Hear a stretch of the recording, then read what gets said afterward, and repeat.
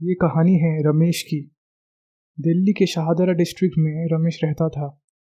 बचपन से ही वो बहुत ज़िद्दी था। एक बार नेशनल एंथम चलते वक्त जब स्कूल में कुछ बच्चे खड़े नहीं हुए थे, उसने मार मार के उनका बुरा हाल बना दिया था।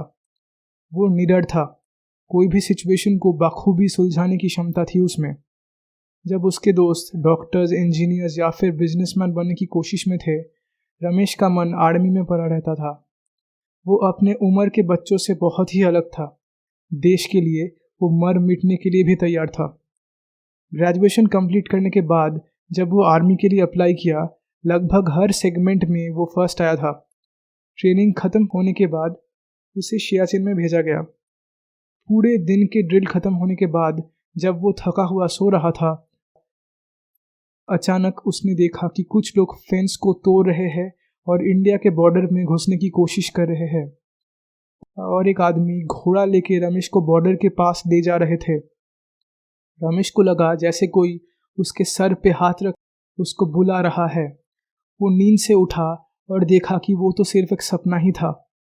वो टेंट के बाहर आया और जैसे ही उसने अंदर आने की सोची, उसने देखा एक घोड़ा खड़ा हुआ था।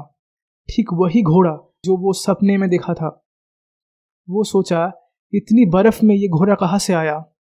वो उस पे बैठ के जैसे ही उसे टेंट के अंदर लाने की कोशिश की, वो किसी और डायरेक्शन में भागा।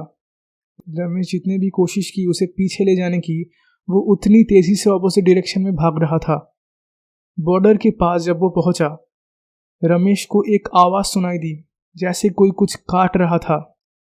थोड़ा आगे जाके उसने देखा चाइनीज फेंस को काट रहे थे। उसने तुरंत अपना ट्रांजिस्टर लिया। Hello alpha sigma, come in. It's sigma, over. We are under attack, over.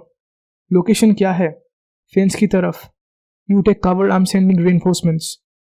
उसने देखा दो चाइनीज इंजीनियर्स फेंस को तोड़ने की कोशिश कर रहे थे और कुछ सोल्जर्स उनको गार्ड कर रहे थे। 1-2 मिनट वेट करने के बाद उसने सोचा, अगर ये फेंस टूट गया तो फिर से नया फेंस लगाना पड़ेगा, जिससे Indian army directly Chinese army के अटैक में आ जाएगा। उसे एक तरकीब सूझी। उसे अपनी बंदूक उठाई और शूट करना शुरू कर दिया। पहले ही गोली एक इंजीनियर को लगी। चाइनीज आर्मी तुरंत कवर लेके उस पर जैसे टूट पड़े। उसने एक बॉम्ब फेंका जिससे 5 और चाइनीज सोल्जर शहीद हो गए। जैसे ही उसने फायरिंग करने के लिए उठा, एक गोली उसके हाथ पे लगी। उसके हाथ से बंदूक छूट गई।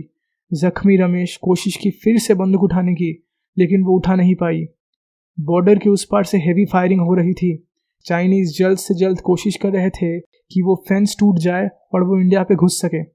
चाइनीज कुछ ही समय में फेंस तोड़ के अंदर घुस गए और सीधा रमेश के सामने आ गए। जैसे ही उन्होंने अपने बंदूक रमेश को मारने के लिए उठाए, इंडियन आर्मी सारे इंट्रूडर्स को मार डाले। कमांडर ने इंस्ट्रक्ट किया इंजीनियर्स को कि आज रात ही ये फेंस मेंड हो जानी चाहिए। पूरा बटालियन इनको कवर देंगे। जख्मी रमेश जब अपने टेंट पे लौट रहा था, वो एक बार उस घोड़े को ढूंढने की कोशिश की, लेकिन वो घोड़ा कहीं नहीं था। कैंप टेंट में पहुंचते ही उसके दोस्त ने पूछा, कौन लेके गया तुझे फेंस पे? रमेश बोला, कौन लेके गया मतलब? हाँ, मैंने देखा तुझे कोई अपने घोड़े पे बैठा के कहीं पे ले जा रहे थे। छोड़ इन सब बातों को। अगर तू ना होता तो शायद हम सब लोग मारे जाते। थैंक्स यार। रमेश को कुछ समझ में नहीं आया। वो घोड़ा कहाँ से आया और उसके दोस्त ये क्यों बोल रहे थे कि कोई उसे वहाँ पे लेके गया। अपने टेंट पे लौटते ही उसने देखा एक आदमी उस पे नज़र टिकाए टेंट पे बैठे हुए थे। उनकी चेहरे पे एक हल्की मुस्कान थी। उनके ड्रेस में लिखा हुआ था बोस। रमेश की आंखों में आंसू आ गए। क्या आप नेताजी हो? उन्होंने पलक झपक के बोला, हाँ। रमेश उनके पैर पे आके बैठ गए। आप अभी भी जिंदा हो? आप आइए बाहर नेताजी।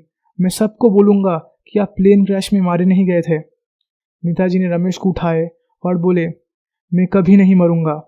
मैं हमेशा हर देश प्रेमी के अंदर अमर रहूंगा। और टेंट के बाहर चले गए। ये किसी को मत बताना कि मैंने तुम्हारी मदद की है। कुछ लोग तुम्हें पागल समझेंगे या फिर कुछ लोग तुम्हें मार डालेंगे। जहाँ पे हूँ शांति से हूँ। जो कोई भी मेरे देश की तरफ आंख उठा के देखेगा, मैं काल बन के उसके सामने आऊँगा। ये कह के वो बाहर चले गए। जब रमेश दौड़ता हुआ बाहर आया तो नेताजी कहीं नहीं थे। हमें आज भी पता नहीं नेताजी सच में प्लेन क्रैश में शहीद हुए थे या नहीं, लेकिन रमेश को ये बात ज़रूर पता है। रमेश आज लेफ्टिनेंट से कैप्टन बन चुका है। जब भी उसके दिमाग में आया कि वो चीख चीख के कहे नेताजी जिंदा है, उसे याद आया, जहाँ पे हूँ शांति से हूँ।